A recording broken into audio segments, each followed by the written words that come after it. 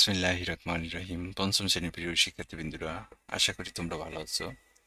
প্রিয় শিক্ষার্থীবৃন্দু, আজকে তোমাদের অনুসরণীর সাতের খ এর সবশেষ ভিডিও এটা, যেখানে থাকবে 13 নম্বর, 14 নম্বর এবং 15 নম্বর এই তিনটে অঙ্কের সমাধান বন্ধুরা। তো চলো প্রিয় শিক্ষার্থীবৃন্দুরা, এই অঙ্কগুলো করার জন্য আমি একটা পিডিএফ তৈরি করছি। এই পিডিএফ থেকে তোমাদেরকে অঙ্ক বুঝিয়ে দেবো। দেখো, পঞ্চম শ্রেণী গণিত 2025 অনুসরণীর সাতের খ এর সমাধান 13 থেকে 15 পর্যন্ত এখানে অঙ্ক উঠেছে বন্ধুরা। তো প্রিয় শিক্ষার্থীবৃন্দরা, অঙ্ক শুরু করার আগে তোমাদের প্রতি অনুরোধ, দয়া করে আমার চ্যানেলটা সাবস্ক্রাইব করবা এবং যদি ভালো লাগে চ্যানেলটায় কমেন্ট করবা এবং শেয়ার করবা। তো দেখো, এখানে একটা অঙ্ক আছে, একটি গাড়ি 2.5 ঘন্টায় 114.5 কিলোমিটার যায়।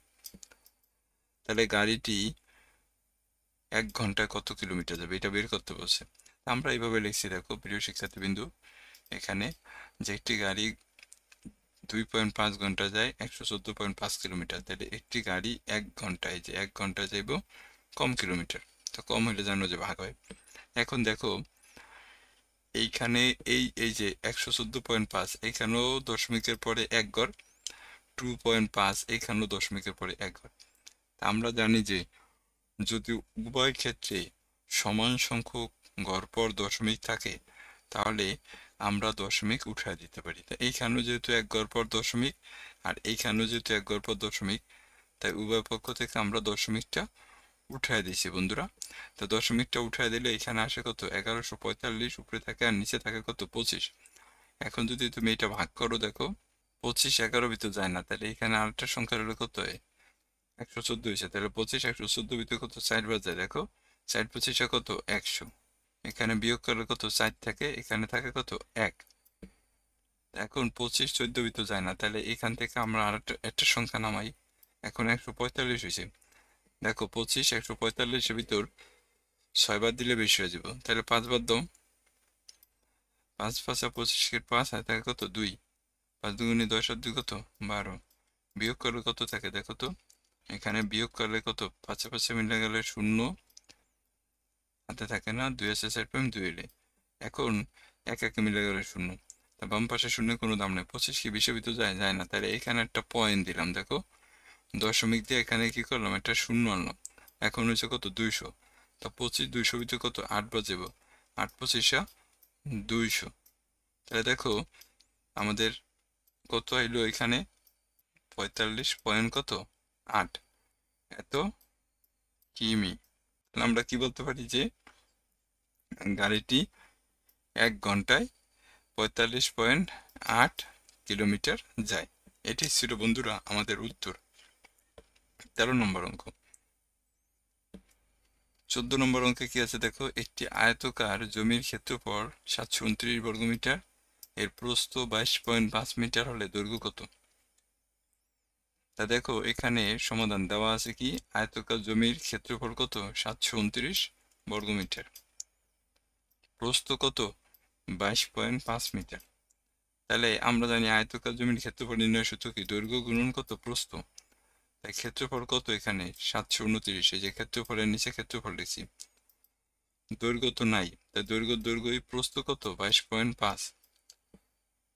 এখন দেখো, এই দৈর্ঘ্যের সাথে 22.5 গুণাকার আছে, এইটাই পাশে আমরা ভাগ হইব।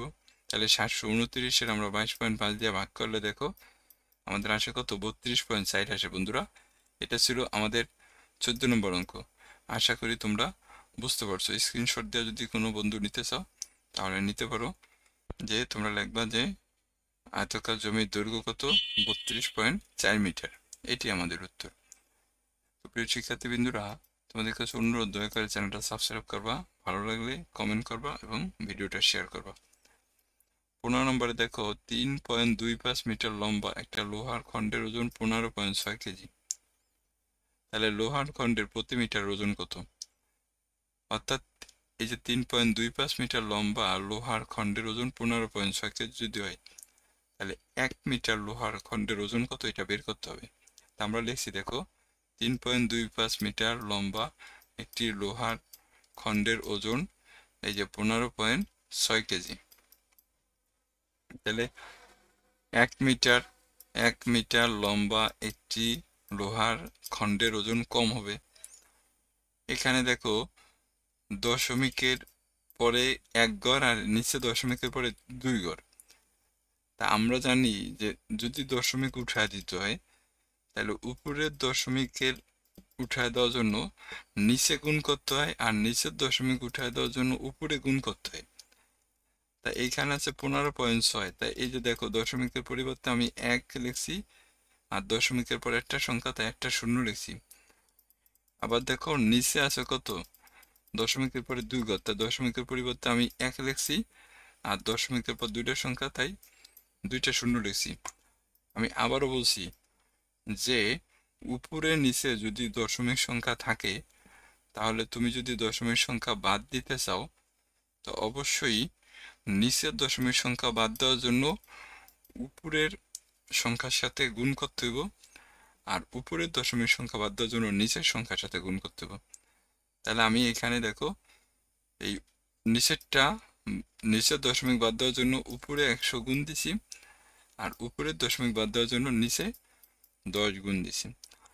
এখন দেখো এই 156 যদি 100 দিয়ে গুণ দিই তা 15,600 হয়, আর 325 যদি 10 দিয়ে গুণ দিই তা 3,250 হয়। এখন এই শূন্য দিয়ে যদি আমি এই শূন্য রেখাটা দিই তাহলে থাকে কত, 1560 থাকে, আর নিচে থাকে কত, 25। এখন ভাগ করি, দেখো 325 থাকে, সরি 325 দিয়ে যদি আমি 1560 ভাগ করি, দেখো 325 কি 156 ভিতর যায় না, 1560 ভিতর কয়বার যায় আমরা দেখি। দেখো 325 না 1560 ভিতর 5 বার দিলে বেশি হয়ে যাব, মেবি তুমি 4 বার দিতে পারো। 4 বার দিয়ে দেখো তো, 4 5 20 কে শূন্য, হাতে থাকে কত, 2। 4 দিয়া 8 গুণ দিলে কত হয়, 4 দুগুণে 8, 8 আর হাতের 2 কত, 10 কে শূন্য, হাতে থাকে 1, 3 4 12 আর 1 কত, 13। বিয়োগ করলে কত থাকে, শূন্য, এখানে 6, আর এখানে কত থাকে, 2 থাকে। 4 5 20 শূন্য হাতে থাকে 2, 7 8 2 10 শূন্য হাতে থাকে 3 4 12 13, হ্যাঁ 0 6। এখন 325 তো 260 ভিতর যায় না, তাই না গেলে এখানে একটা পয়েন্ট দেয়া, এখানে আরেকটা শূন্য আনো। এখন হচ্ছে কত, 2600। এখন দেখো তো 8 বার দাও তো, 5 8 40 শূন্য, হাতে থাকে কত, 60, আর 2 গুণে 16 হচ্ছে 20 শূন্য, হাতে থাকে কত, 2, 3 24 আর 2 কত, 26। তাহলে দেখো এখানে কত হয়েছে, 4.8 এত কেজি। তাহলে আমরা বলতে পারি কি যে 1 খণ্ড লোহার, লোহা না, হ্যাঁ 1 খণ্ড লম্বা লোহার ওজন হচ্ছে কত, 4.8 কেজি। এটা ছিল প্রিয় শিক্ষার্থীবৃন্দুরা আমাদের 15 নম্বর অঙ্ক। আশা করি তোমরা বুঝতে পারছো। তো স্ক্রিনশট দিয়ে নিতে চাইলে নিতে পারো প্রিয় শিক্ষার্থীবৃন্দুরা। সবাইকে অসংখ্য ধন্যবাদ, ভালো থাকবা, আসসালামু আলাইকুম। এবং আমরা পরবর্তী গড় অধ্যায় নিয়ে আলোচনা করব পরবর্তী টিউটোরিয়ালে। ততক্ষণ পর্যন্ত তোমরা সবাই ভালো